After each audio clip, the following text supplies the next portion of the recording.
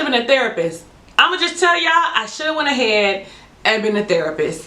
I am your girl, Talisa Rae. What's up? How you doing? Ray of Sunshine. So we are reviewing, yes, extremely late, days on days late, Married at First Sight, season number 9, episode number 11, Secrets of the Past.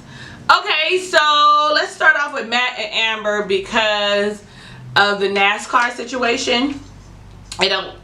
If I do them first, then it'll make more sense as we do everyone else, specifically Liz and Jamie.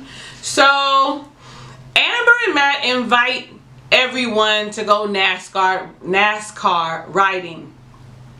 Everyone shows up except for Keith and Iris. They had other plans and were unable to make this particular outing. Well, we see them staying around and Liz is excited and she's talking a million miles a minute because it reminds her of home. But while she's talking, so is the instructor. Now, it was rude of her to talk while he was giving lessons. Like, she wanted to be the expert. At least that's how I was feeling while the expert was speaking. You even saw that he was a little exasperated, but not as much as fucking Jamie. Jamie was like, shut up and listen. First off, who you talking to, bro? Like, that was how I felt. Why can't you just shut up for 5 minutes? I was like, you could see she was visibly upset with her body language. She shut down and she began to listen. But was she really listening? Because she was irritated, especially him saying that in front of all these people, in front of the camera crew, in front of all the other couples. Like, she's like, I was embarrassed a little later. You embarrassed me in front of everybody. Child, not just the people there. You forgot you was being recorded. He embarrassed you in front of all of America, okay? But let's keep going. Deonna was like, that wouldn't be appropriate. I couldn't handle that. And even Greg had a little conversation with her about Jamie and said, you know, he was like, oh, I get so out of control. And he was like, well, you need to learn to control yourself. Because that's not how you speak to anybody, specifically your wife. And when we saw him in his confessional, I was like, he's definitely a control freak.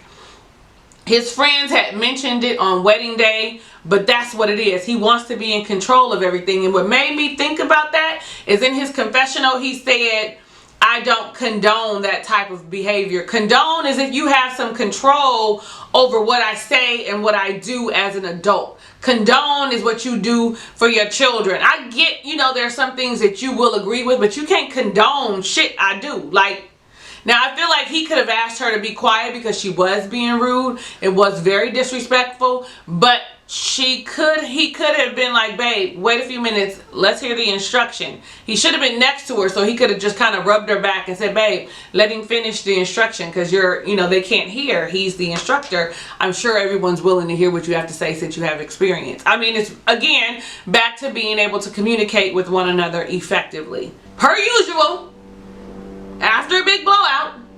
Okay, let me say first that everybody had a great time.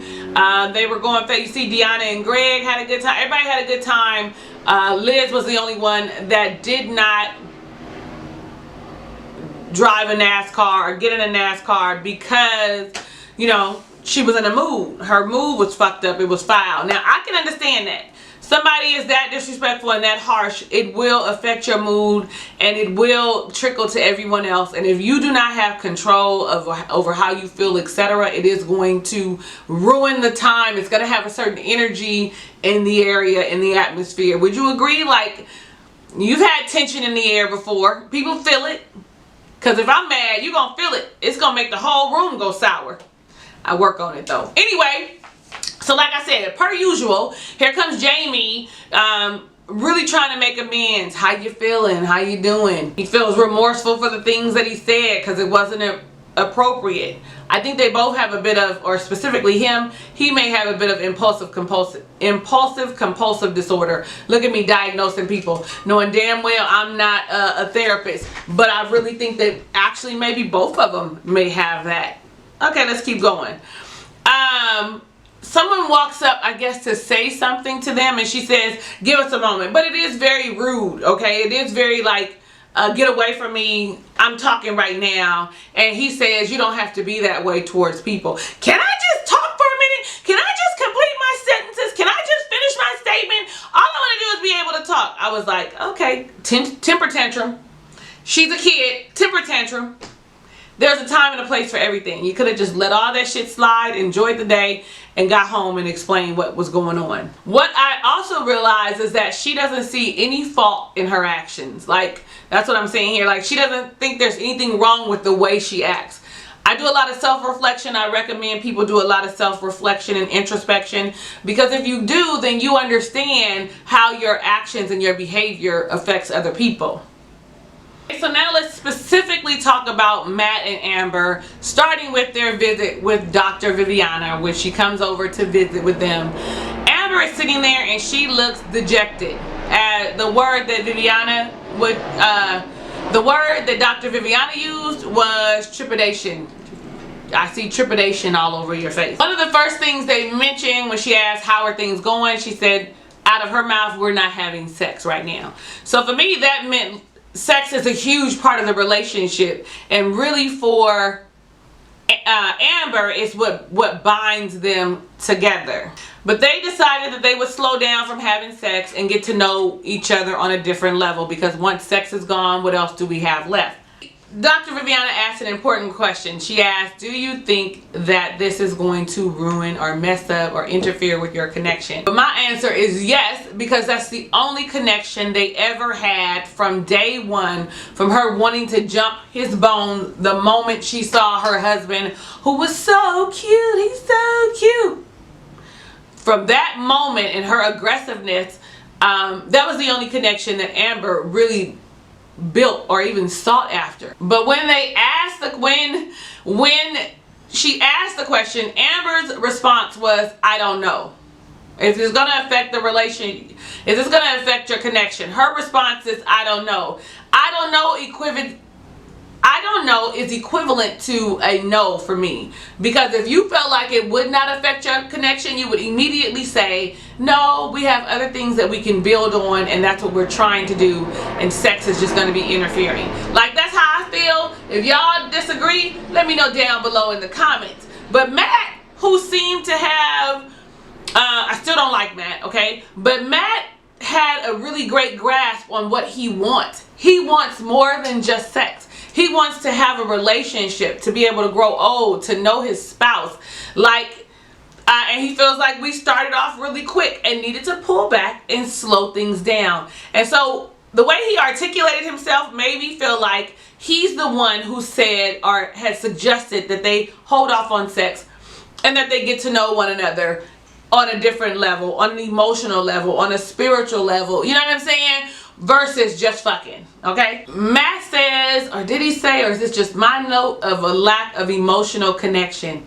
And you can see the dejection again on Amber's face, because that's what Amber craves. Like, I think her language is physical touch, just like I think Jamie's language is physical touch. Like, that's how you show that you love them, by touching them and hugging, and you know, and his maybe quality time or words of affirmation, trying to figure it out. Then she also tells them and everybody else a prescription homework. I want you guys to take a glimpse into one another's childhood. Let's go back to your childhood experiences and your homes, etc. They first go to visit Matt's home, where he grew up in Lillington, North Carolina, and he talks about the house and where he lived. He showed what gym he had started playing basketball in. We even hear him talk about his parents, and specifically his sister. Like, I didn't even know he had a sister, and how she kind of teased him, but they had a good relationship. Now, I'm gonna be honest. If I'm mad at my mama and I'm mad at my dad, they haven't been married in forever years, right? If I'm mad at the two of them, I still have a connection with my brother. My brother, I still want to talk to. I still, you know, he would have been the person at my wedding had I not talked to anybody else. So I really feel like it's more than, especially him saying that they were close. So it's more to him not dealing with his family than just the mother and father separated or got a divorce. He must have said some things, some words were exchanged, and he had to remove himself. I don't know. I feel like it's more than just that. He's not giving us all the info.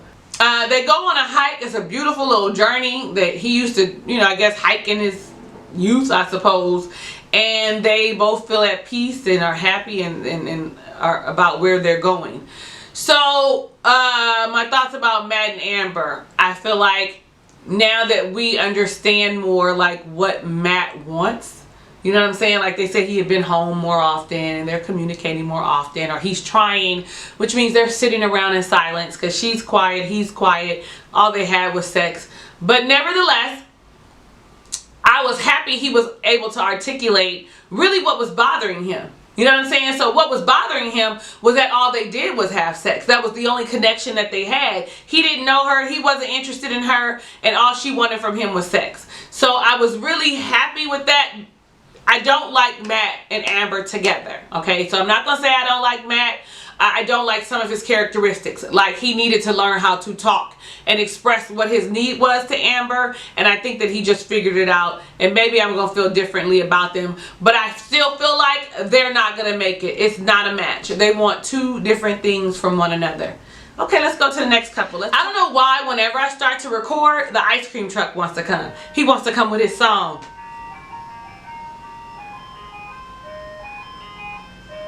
Anyway, Keith and Iris. Let's talk about Keith and Iris. I was very much so excited about their Caribbean xoxo fitness class that they had gone to.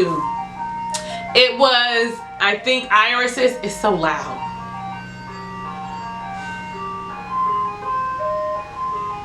We don't even have a gang of kids on my block. Okay, now that that's in the faint distance, Keith and Iris. Like I said, I was really excited about the Caribbean xoxo fitness class that they had taken as part of the prescription to get more, you know, intimately close or emotionally or sexually intimately, more intimacy, period. And I was really proud of Iris, though you could see she was, and she did speak out loud that she was uncomfortable with the type of movement and grinding on her husband, which is weird. That's your husband. Grind on him, rotate your hips. I was really happy to see her kind of let loose a little bit and to see him enjoying the fact that she could do it. I didn't realize, I knew she was thin, but I didn't know she was paper real thin. Like she's super skinny because the TV put 10 pounds on you. Hello. Dr. Viviana visits the two of them, and they say that they are working towards more sexual intimacy, and of course we're all glad to see that that's happening. Viviana shows a clip of the two of them, and it is the clip that bugs the shit out of me. You know, the one where she's all like, I don't know how I would want you to initiate sex. All right, girl. Every time I see that, I'm all like, okay, girl. The frustration, and I ain't even her husband, okay? I ain't even a friend, and I'm frustrated with her responses. Viviana's feedback was that she never responded to the question really, and he kind of took up and answered for her, which I would totally agree with, that they kind of danced around the answer. And then she went on to say, it's okay, because you may not know, it's okay to fantasize about it, about what you would think it would be like. I mean, that's sexy to tell him what you would hope for, how you expect to experience it, right? I said, now, you know she didn't fantasize about the shit before. We didn't already talked about it. And Viviana should have told her, now you know you didn't imagine the moment before in your life. But then I thought about it, because Keith is always saying she is emotionally immature. Maybe she hasn't. Maybe she feels like, oh, that's against God. I shouldn't be thinking about that stuff. It's like lusting, but that can't be because she does other stuff. Which was implied when they said that they're doing fine and moving forward towards sexual intimacy. Other stuff must be happening. What do y'all think? Viviana asked, Keith, when was the last time you felt Iris was being vulnerable? Never is what he said. Never. And she shaking her head, never. We know that he's had vulnerable moments because his grandmother passed away. So he had to deal with that emotion while he was going through this process. So when is she going to show up and be vulnerable? I mean, she probably, I don't know if he cried. I don't know if she cried with him. But you know, that was more of an empathetic thing. It wasn't her own vulnerability, right? Before she left, she gave them the same prescription. I want you to do a glimpse into your childhood, but also I want you guys to share a secret with one another so that the two of you can be vulnerable. Iris, be vulnerable. Share a secret. A secret. And she said it's not just about sexual intimacy, but also emotional. And like I say, 80-20, 80% of my mind has to be there, which includes me emotionally, intellectually. Grab my mind. That other 20% is going to be explosive. And that's pretty much what she said. Like I said, I won't say it again. I should have been a therapist. I don't think it's too late. I don't think it's too late. So we see Keith and Iris in the bed, and he says the sweetest thing. I was looking forward to this all day. And she was like, being in the bed with your wife? When she says that shit, it irritates me with her big teeth. I mean, they're pretty and all, but they're big. Y'all forgive me. So he says, do you have your secret prepared? I mean, did you think about what secret you wanted to share? And she said, I mean, I'm waiting for some juiciness. Like she said, only my mom and the doctors know this. I don't think anyone else knows this. And so I'm waiting for the bomb to drop. Her eyes are big. She looks visibly nervous. But honestly, after hearing what the secret was, I feel like the producers just chopped some shit up told the editors to chop it up and make us think it was going to be something good. Because when she opened her mouth and she said that she, on a school bus as a child, had some quarters in her hand and didn't know what to do with them, so she decided to put them in her mouth and was going to spit them out when she got to her destination, and she swallowed a quarter. That was her secret, and it was very embarrassing on a school bus as a child, not as an adult. That was your secret. Keith was irritated as fuck and talked about that emotional maturity. He was irritated beyond belief, and guess what? So was I. Weren't you? Like, I was like, is that the best secret you got? And so because I'm very rational, right, I tried to think this thing through. Like, first off, maybe she doesn't have a lot of experiences to pull from, and embarrassing or vulnerable secrets and things like that are not just about you know, don't just happen with like sex. A lot of people, when they tell us a secret, oh, I've done this before, like, you know, or oh, I slept with my friend's man. Like, that's a secret that somebody would say that they would take to their grave. You know what I mean? Like, or oh, you know, those kind of things. Those are the only kind of secrets that you have, right? Secretly, I'm uncomfortable with the way I look. That's a fucking vulnerability thing. Like, secretly, I wish I wasn't so thin is what she probably could have said, but maybe that's not how she feel. But I'm just saying those are other options she could have used. Really, the quarter? Then, of course, the rational side of me was like, maybe she just doesn't understand because of the emotional immaturity that she has. Maybe she thought it needed to be a secret from her childhood, since Viviana said, show us your childhood and tell us a secret. Maybe she decided the two were supposed to be together. That can't be, because that would just beyond disbelief. I can't fathom that.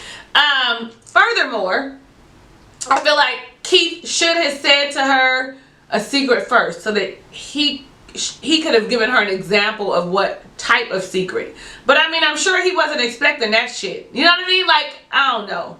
He could have followed up with what his secret was, and maybe it would have sparked something, and she would have said, oh, well, this is my secret. And in that moment, I was like, she's delusional and he's over it. He's not going to want to be bothered with this. There are other things she might be, stroking the pole. You know what I'm saying? She might be, slobbing the knob. Nobody knows what they're doing. He might be, I don't know, doing 2-finger, dives. Who knows what they're, so maybe that's why he was looking forward to the moment with his wife in bed. So Keith takes Iris to his home. They've been there before because grandma wasn't well. She was on her way out in Greensboro, North Carolina. And she looks at the photos. knows his room is still there intact with the trophies and shit. Like, he can always come home. Look, my oldest son, he ain't got nowhere to go. He can come here, but it ain't gonna be comfortable, okay? No. Iris goes about her way, and then Keith goes and sits with his mother. And she asks him, what are the biggest challenges right now? He's like, she's a great woman. She's a wonderful woman, you know, all these great things. But she is emotionally immature. And mom asked, well, do you guys talk about it? And he's like, a little bit, not really. He gonna have to breach the subject. He gonna have to talk about the things that are painful. That's what building relationships are about, especially a marriage. You have to have those tough conversations. So Keith, I'm gonna need you to put on your big boy pants and have the conversation about how you feel about her emotional maturity. It ain't just her sexual maturity that you're concerned with. You're concerned about her emotional maturity. But mom asked something that is very, very important, very insightful. Does Iris make you happy? I'm the kind of person that believes you do need to be happy. Nobody should be sitting in unhappiness.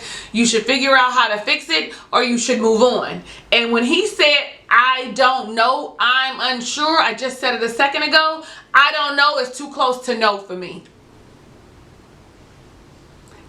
You look forward to seeing her, is what you said, so that would be something that would make you happy. Like, think about what it is. When you think about Iris, do you think that, you know, I want to see her, I can't wait to get to her, I want to talk to her, I miss my wife? Are those the things that you think about when you're away? Because that will help you determine if she makes you happy. Because any woman can cook for you, clean for you. Me and my sister were just talking about this last night, and honestly, you can get all that good sex, everything from anybody, any woman, any whatever your preference is. The thing is, you have to want me though. You have to want me. So I can be everything in the world that you might think you need, but if you don't want me, what's the point? If I don't make you happy, what's the point? If you don't want to be around me, what's the point? Let me go. Let me go.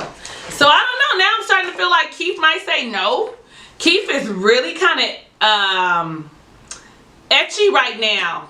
I thought that they were good together, but the more I watch them, the more I'm all like, he might have a point. They may not have matched them correctly, but I really think that they did, and I really got my fingers crossed for them. I'm really hoping that things at the couples retreat become eye-opening, right? Okay, let's talk Deonna and Greg. They're sitting at home on the couch having a, seems like, very casual conversation. You know, Deonna asked, why do you think we were matched? And I'm thinking to myself, didn't you have this conversation like 2 episodes ago? Maybe 3 episodes ago? Why are we here having this conversation again?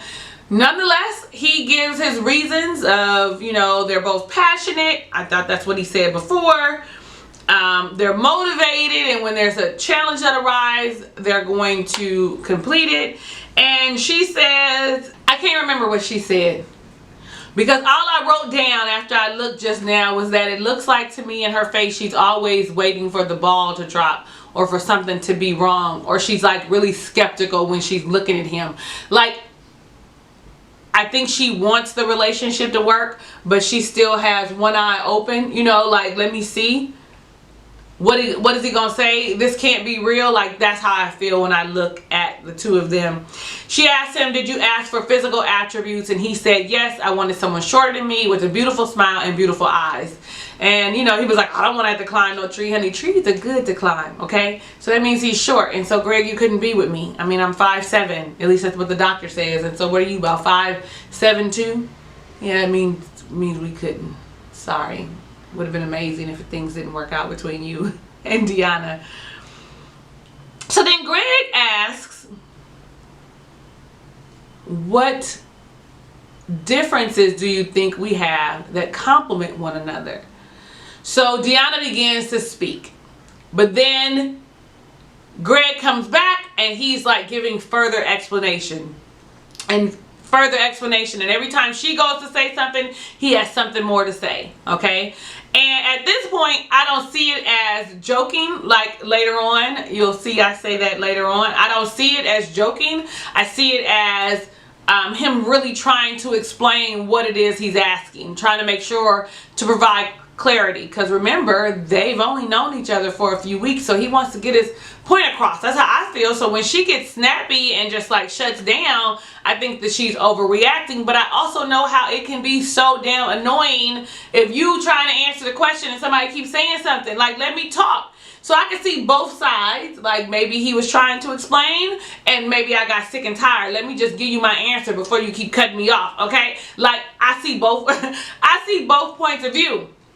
And honestly, probably in that same situation, my reaction would have been like Deonna's. I probably would have been like, well, do you want me to say something or no? You know what, just forget it. I'm going to just sit here and sip my wine. Like, I might have had that same reaction. But the therapist in me, right, the relationship coach in me, the wife coach in me, right, is saying, hey, he's only trying to explain. He's not mansplaining. I think mansplaining is something, maybe, yeah. I don't know. I don't know. Y'all tell me what you think. Do you think that he was at fault or do you think that she overreacted? I want to know how you felt before they talked to Viviana, not after, okay? Because after you talked to Viviana, which we're going to talk about right now, Viviana said to Deonna, I like what you said. I'm working on my verbal communication. And she was really excited about that because we all know that that is what their relationship needs, specifically the words of affirmation husband that she has that is in Greg. Okay, he likes words of affirmation, wants a little quality time. He's like a hybrid, and you know, a little physical touch will do him some good, but he ain't complaining about that no more. So it must be a little more frequent. So she shows them the clip that we just talked about, that they showed. I guess they didn't have many things to pull when it came to them in communication and wanted to find out what they could do differently or how they felt, what they could do differently, right? And so Greg says, well, I was joking. So when they showed the clip, I saw the little smirk. And he was like, she took me seriously and I wasn't expecting that. So that might be the playful things that she said I need him to stop doing, you know, a few episodes ago. And she said, I felt like shit. He kept cutting me off, so he didn't want to hear my opinion. Well, what could we have done differently? He said he could have worded it differently, and she didn't say nothing. She should have been like, I could have just, you know, told him, hold on, this is how I feel, and blah, blah, blah. She didn't say none of that. That's what she should have said, okay? I'm just saying. Ladies, learn how to communicate effectively. We cannot, me included, shut down when something doesn't go our way. We let them go ahead and finish whatever they say, and then we say, okay, are you finished? Thank you for explaining.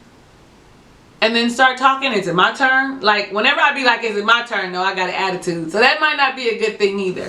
Viviana also gives them that same homework. Give them a glimpse. Give each other a glimpse into your childhood. So, Deonna takes him on a picnic at her favorite park in Irmo, South Carolina. And she talks about how you know, one of her she took prom pictures there, and then makes mention, you know, he says, well, oh, you went to more than one prom? 2. With her ex, whom she loved, who she thought was her first love, back in high school. And so he says, so this is the one that hurt you? Can you explain to me, can you tell me how he hurt me? I mean, can you tell me how he hurt you? What happened that made you, you know, turn away from men and relationships for 10 years? I was expecting her to rattle it off, but she had to think about it. And if you watch the, what was the episode before it started, like the process before and how they go through meeting the people, she said the same thing, which was, that she would have considered him her first love, high school sweetheart. But here's the part, that they had said nasty things to one another, that they had grown apart and had been nasty and mean to one another, and that she needed to learn to forgive him and move on so that she could open her heart. Now listen, how nasty and mean were they? It must have been really bad for you to be turned off for 10 years. He must have said some really derogatory things to you for you not to have dealt with him for 10 years. So also, since this was a high school relationship, what you're telling me is he's probably the first person that you ever lost your virginity with, right? Like, this is a whole, like, a whole unpacking that needs to be done on this, Deonna. Like, this was high school. You're in your 20s now. And yeah, those relationships could hurt. And yeah, they can actually form who you are. But baby, let that shit should have been let go. And had you continued to date, you would have let that go a long time ago, knowing that whatever. And ain't nobody help you get over that, child. Greg asked, what do you see for future Deonna? And she says to continue to grow. And he says, grow how? Like, he wants her to expound on shit. I get it. Like, give me one word, 2 word sentences ain't working. And she says, grow with you. Okay, now, he was extremely excited. You could see, like, the euphoric feeling he received in his facial expression. Like, his heart got all filled with warm and fuzziness. But she was awkward being that vulnerable. So much so where it made it seem ingenuine. But because we know that she isn't really vulnerable, that she doesn't open up, that she has a hard time expressing herself, we're going to give her a pass, okay, y'all? Because I know y'all probably was like, that just seemed ingenuine. It seemed a little, like, thrown off. But, again, her relationship was in high school. High school relationships are really different than real world relationships. I know high school sweethearts go on to get married and be in love, blase, blase, but for the majority of us, it don't work like that. It's Deonna's birthday. He plans a trip for her. I actually think she looks the prettiest. I've seen her even better than in her wedding dress. Like, I don't know, maybe I'm tripping, but maybe she looks more relaxed and more happy because she getting her some. He takes her to do her favorite thing, Top Golf, and she knows that that's where they're going, but what she doesn't know is that he planned for her family to come down, which is a beautiful surprise for her. She's extremely excited about it. He getting laid again for her birthday because birthday sex is really good, so I'm happy for them. We see she has great golf form and that he sucks. I think that the two of them are still going to make it. I still think that they have great promise. I see that she's opening up a little more. I'm happy for her. I think that when the cameras are off, I think things are easier. Everybody's not, you know, comfortable in front of the camera, okay? Which one of y'all said that I should go ahead and try out for it? The next one is in New Orleans.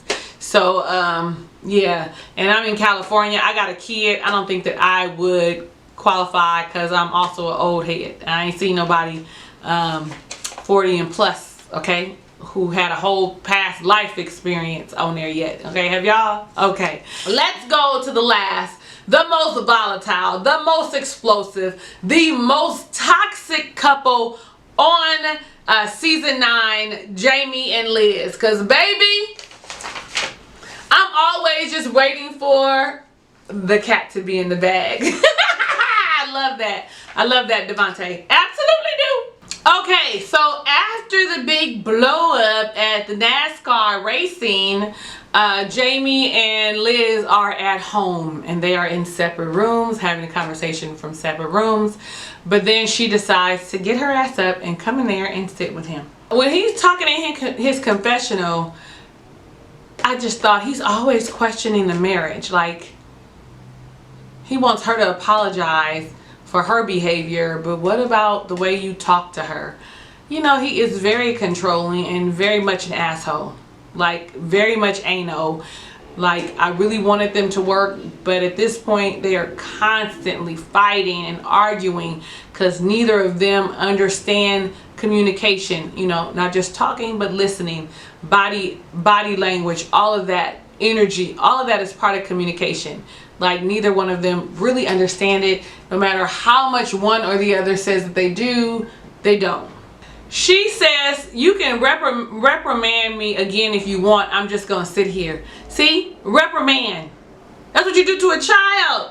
That's what you do if you have a subordinate. If you know what I'm saying, I'm your boss, you my employee. I reprimand you for things that you do. You don't reprimand your wife. Why would she think that that is an appropriate word? Because that's how she feels. Like she's constantly getting reprimanded. Like he's constantly trying to correct her behavior because he is low-key controlling. Okay? Low-key. It ain't all out loud. It's low-key controlling. He tells her, you ruined everyone's time. You embarrassed our marriage. You embarrassed yourself. You embarrassed me. You embarrassed the other couples. Well, what the fuck did you do? Like, he really is irritating me with that. Like, he always wants her to take accountability, which I feel like she does. He does not. Like, shut up and listen was okay. Anyway, let me keep going. She said, I was embarrassed and I felt stupid. And then on top of that, everyone agrees with you. No one came to my rescue. No one said anything to you. Everybody thought that shut up and listen and shut up for 5 minutes was okay. That's pretty much what she said. That's me saying it in a nutshell because I was trying to watch and write at the same time. She had gotten so angry that she stood up and pushed the table. So, she and he both have impulsive compulsive disorder. I really feel that I have just literally named what their condition is. I'm just, you know, like I said earlier, a relationship coach, a wife coach. I ain't no therapist. I ain't a psychiatrist. But in my spirit, their behavior is very impulsive. It's very compulsive. It's very self-centered. Like, it's very volatile. They don't have control over their emotions, their thoughts, and how they feel. Like, get your life together. Like, he was cool as a cucumber, though. He looked at her like, what the fuck? Like, damn, you that angry that you tossing tables? And then she was crying, and I was like, child, y'all just walk away. Just go, Jamie. Just go. That is her favorite thing to say, and his is I'm done. Like, I'm done. It's over. Like, all right. When she was saying that nobody came, nobody took up for me, I thought to myself, she feels like that because she's a daddy's girl, and her dad has always come to her rescue. Her dad has always, you know, defended her. That's how I feel. And if you agree, let me know. And if you don't, let me know. Like, that's the only thing that I could think of is valid as to why she would behave that way, or why she would think that people would come to your rescue. Number one, nobody wants to get involved with a chaotic situation. I mean, we are a society of it ain't none of my business. I'm gonna mind my own business. But Greg did address it later, so I am proud of that. He wasn't abusive physically to her. I think that if something like that had occurred, he would have easily said something to her. I mean, they would have easily come to her rescue, right? But she wanted somebody to say, it's not okay to do that, Jamie. Well, they're not going to reprimand another adult. Your father would. So that's why I felt like that. Now, he's always saying that she doesn't take accountability, but she says here, I know what I did. I know that I was a bitch. I know how I looked. And I don't need anybody to pick me apart. And he's picking her apart, everything, because he wants her to be a specific way. That's why he was single. So, I'm going to mention it a million more times. He wants to be in control, but she wants attention. So her temper tantrums, her explosive behavior is all because she wants attention. And I'm going to just say it again. I should have been a therapist, okay? I should have been a therapist, because when Viviana arrives, you hear her say, I don't want to be bothered with Viviana. I don't want to talk to people. I don't feel like being picked apart. Leave me alone. Viviana comes in. She sits down, and she starts to talk to Jamie and feels uncomfortable because I don't want to talk about her and she's not here. Can you go see if we can get her to come in? She says it again. I don't want to be picked apart. Here comes Viviana. She says to her, I don't want to pick you apart. I want to help you get your message across without it being so toxic, so explosive, so volatile. And she says, bitch, I knows what I done. Now, I knew that she was using an urban colloquialism, right? I knew it. You knew it. But Dr. Viviana was like, did you just call me a bitch? No, because if I called you a bitch, I would have been looking at you talking about bitch. And furthermore, Jamie, Liz, you sound crazy whenever you try to use urban colloquialisms, okay? So, bitch, I knows you need to stop, okay? It just sounds horrible. Nonetheless, she explained it to her, and they laughed, and they went and sat down. When they sit down, Viviana shows them their clip, and their clip is of when Liz had decided that she was leaving, that she wanted to go to her own apartment for her own space where she could be centered with her energy. Y'all remember that? And then again, because she really only wanted him to say don't go, she went in her room. She went in the room and closed the door, right? Just leave me alone. Don't say nothing to me for the rest of the night. And when they discussed it, Viviana had asked some question, but whatever the question was, Liz's response was, we use I'm done as reassurance. I've been telling y'all that. I've been telling y'all that all season long, that they've been needing reassurance, that they are both very insecure and need reassurance. And Jamie pretty much agreed, like in a different way. He said, I didn't know that that's how she felt. And for me, when she says she holding off sex, I don't like it. And I like that Viviana said it is sex and communication, sex and vulnerability, sex and quality time, sex and, it's not just sex. I get that you are physical touch, right? But you need more than, there's more than sex to the relationship. Maybe Amber and Jamie should have been together. Who said that? Which one of y'all said that? Because one of y'all said that, and one of y'all said that Lizzie and Matt should have been together. Who said that? Y'all remember who you were? Tell me down below in the comments if you said that, because it's eye-opening when you look at the two couples. The two are good at apologizing, because she's like, I'm sorry I was so mean to you, and he says, thank you, I appreciate that. So they do communicate apologies, but stop doing shit that you have to apologize for. You know what I'm saying? Unnecessary shit that you constantly apologizing for. All right, so they go to Lexington, South Carolina, to see where Liz was from. And she says, once people see where I'm from, they won't think that I'm materialistic anymore. They pull up to where she lived, and her place has been demolished. They lived in a trailer. She gets very emotional behind it. And honestly, I'm looking at Jamie while she's crying and emotional, and I'm all like, where's the consolation? Where is the reassurance for her? He looks detached and like he doesn't know what to do. She is really being vulnerable and open and showing a side of her, as he said, that he had never seen before. But he's not acting like that. And maybe because he doesn't know what to do for her. I don't know. But he was uncomfortable in that car. He regrets calling her materialistic, right? So on the drive home, everything starts off very amiable, very amicable, with hope, right? They, you know, about their future, and you know, past the 8 weeks, and you know, very hopeful. And then it goes downhill quickly. I mean, so fast we blinked, and I was like, what the fuck happened?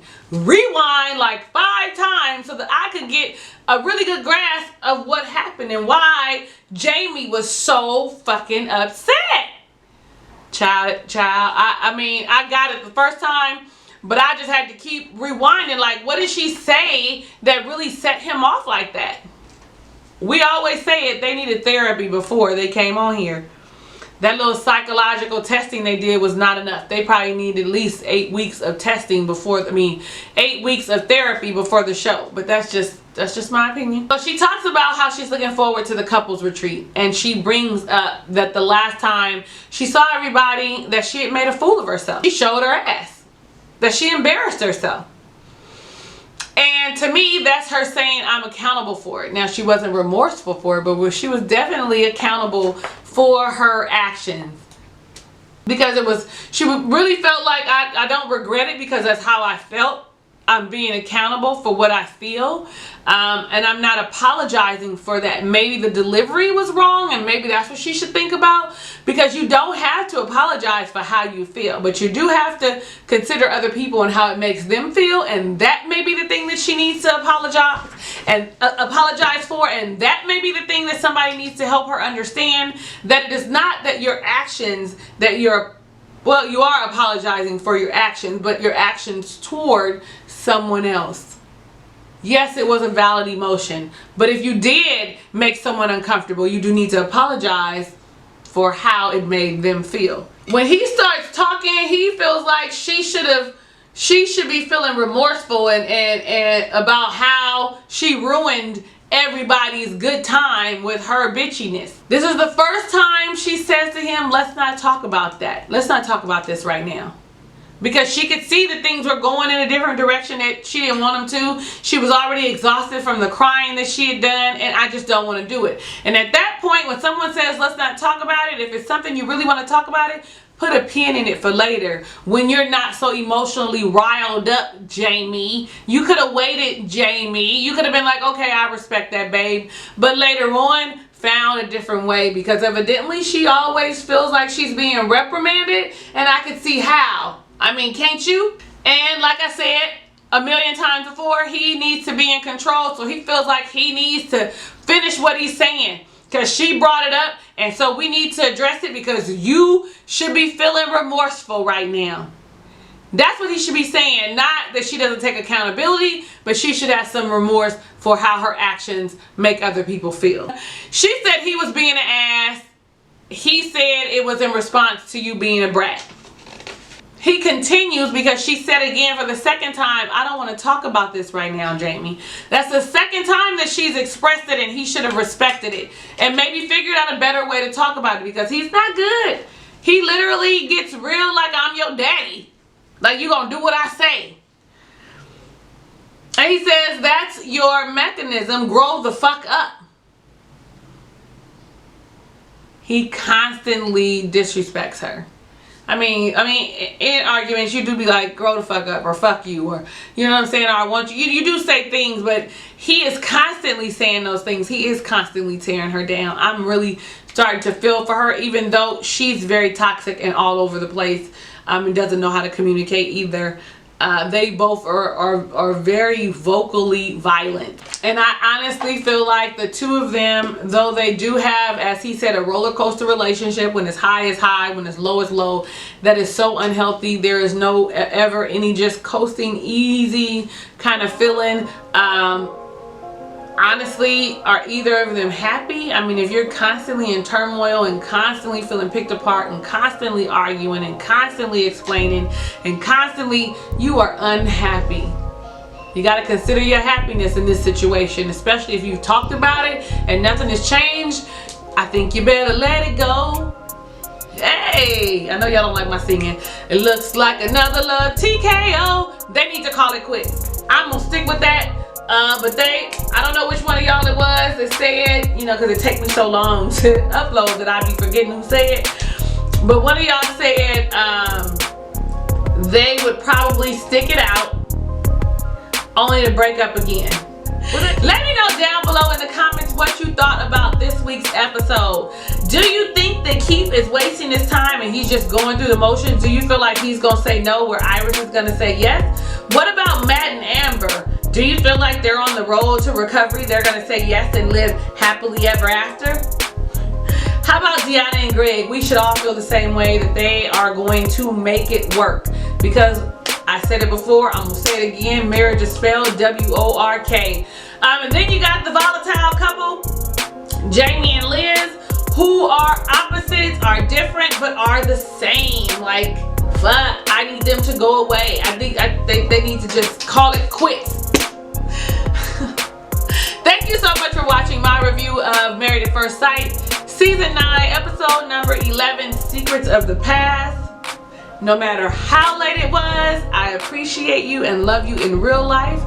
Don't forget, before you get out of here, click the subscribe button and become a ray of sunshine. Click the notification bell so you don't miss when I do upload my Married at First Sight reviews. Hugs and kisses and lots of love. I'll catch you on the next video.